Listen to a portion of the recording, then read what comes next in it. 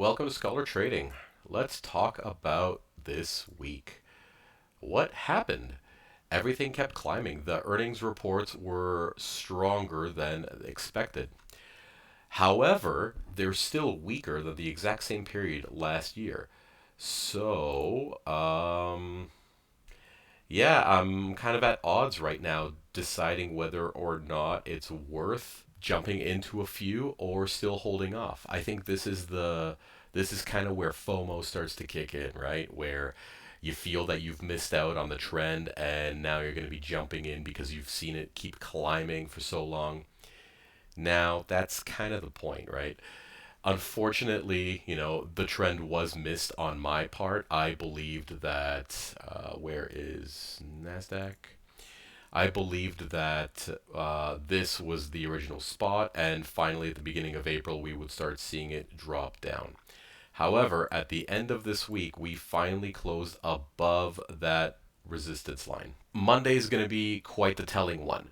If it's going to be going up one more, that's it. That is pretty much a telltale sign of bullish trend. However, if Monday ends up closing either on that line or below it, it's still a toss up. Right now, it's as you can see, it passed it on Thursday and closed just on it, and on Friday it opened lower and finally started to climb and closed above that line. So Monday is going to be what really tells us the information we seek for the coming week. This is the potential. Number one, what would happen? And then a little bit more of a climb to the second level of resistance right there. Or this. Well, let me draw a new one. Or this. First thing it'll do is go down, test this, and this way. And I'll make that one black. All right, so those are the two possibilities that would happen. Uh, what I like to see is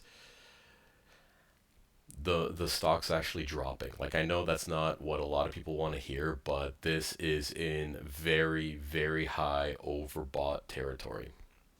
We haven't had a decent pullback all year, right? Ever since we've hit the lows right here back in December, for the last 5 months approximately, it's been doing nothing but climbing.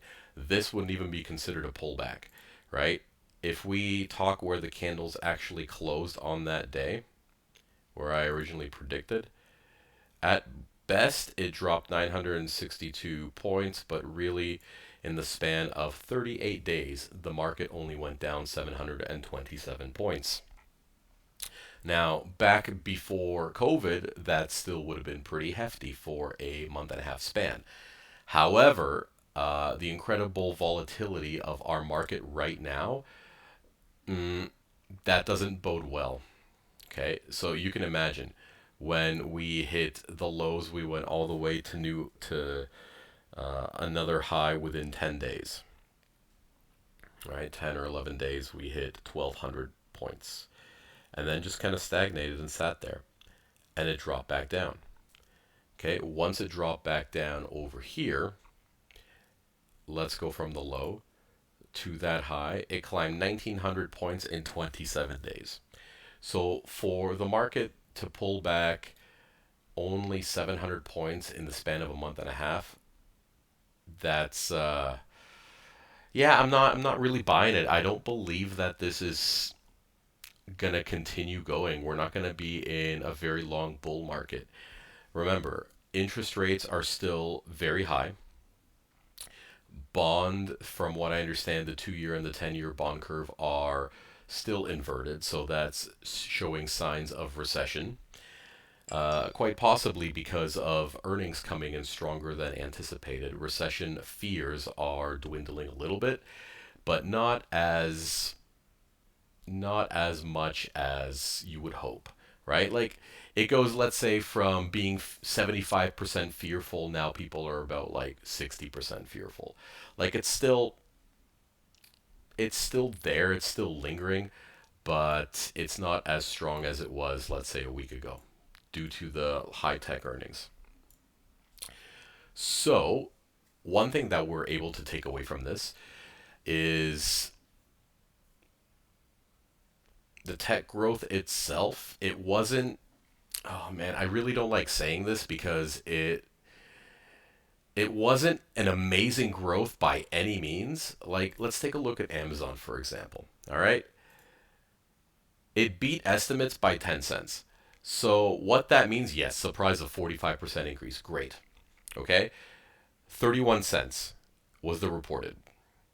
Same time last year, negative 37 cents, right? And they estimated 41. So that was really bad, and that's what caused Amazon to tank really hard. The quarter before that, though, look, they estimated 18 cents, they got $1.38. What happened? All right. The day of, it dropped, and then the next day, it opened 13% higher. Now it climbed to about 17% in about 5 days, and then from that high down to the new low right here, it dropped 15% in about a month. Yeah, 26 days. Okay, so what I'm getting at is whether or not it's meant to happen, it will move in that path regardless. And I've shown this many times before, right? Earnings, look, 30 cents reported. What happened in the market here? Nothing very exciting, right? It went up a little bit later on in November, and then everything started to drop. So let's compare. All right, good earnings reports: 51 cents, 61 cents, 70 cents, 79 cents, right? For it to hover around that 155, 160 price, 75 cents, 30 cents. That's when it started dropping in October. So let's take a look at this last year, right? We had negative 37 cents, negative 20 cents, 28 cents in the positive, 3 cents in the positive, and that's why everybody got excited with Amazon, because 31 cents. It's the most that they've had since when? I mean, end of 2021, right? Because realistically, that earnings report is period ending December 21, so that is 2021. So in the last 5 reports, it finally is in decent profit. Does that mean that Amazon is worth $105 right now? No, it is not.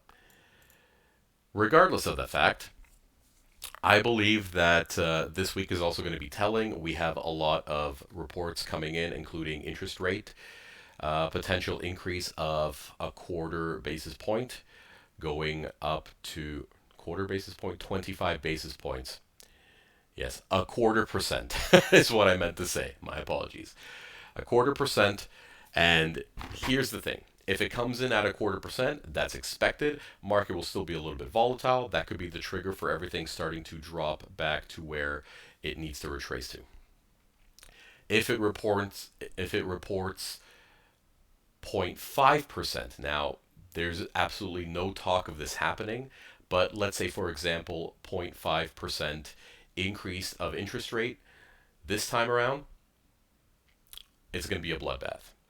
Because right now, the market makers are pricing in quarter percent, not 0.5%. If it goes 0.5%, we're going to see a very sharp drop just in one day.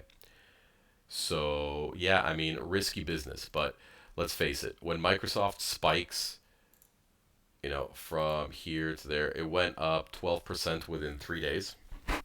It's pretty significant. Okay.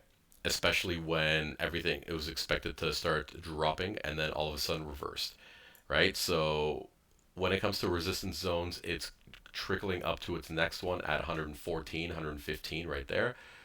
Netflix, you saw earnings came in, everybody was really excited for them, and then it dropped, and then it went back up, and now it's just kind of going sideways.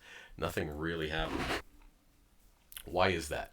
Why is one of the bigger ones just trading sideways when their earnings reports wasn't all that bad? That's the kind of the question I want to ask. Nvidia, same story, right? First earnings came in, kind of exploded upwards at 88 cents. And now for the last, since right here, I mean, in that entire area, it's been going sideways for 35 days within this range, the 260 to 280. And that's where its previous retracement point was. Like, we are very close to being caught up in this area, right? This is where it formed its previous resistance. So, yeah, I mean, I want to be optimistic, but it's just due for a pullback. That's why I'm still being cautious, right? Oil did well on its final day. It seems that this ended up working out as far as the trade entry. Very nice pullback all the way to the bottom here. Boom, kind of trickled on one day and up it goes. So currently sitting at 200 pips in profit. Great, love it.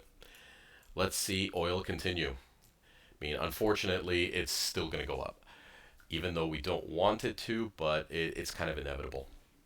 You saw the resistance right here on the white EMA, which is my 233. No, is it 233? Let me just double check. 233, yeah.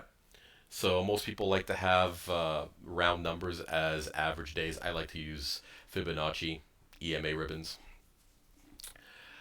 So yeah, I mean, I don't really see much of any excitement happening right now. Like, all the tech earnings came in. We're not going to be seeing very sharp move upwards. I have a feeling it's just going to be a sideways trade until Wednesday, and then we're either going to explode or, to the upside, or it's going to fall like a rocket from Musk. It's going to fall like Elon Musk's rocket. So, yeah, that's that. Hope it helps you guys. I'm not going to be picking any stocks this time around. Just wait and see. This week is all about waiting and seeing. Lots of information coming out. So be patient. Don't jump into any unnecessary trades. This is how you lose money.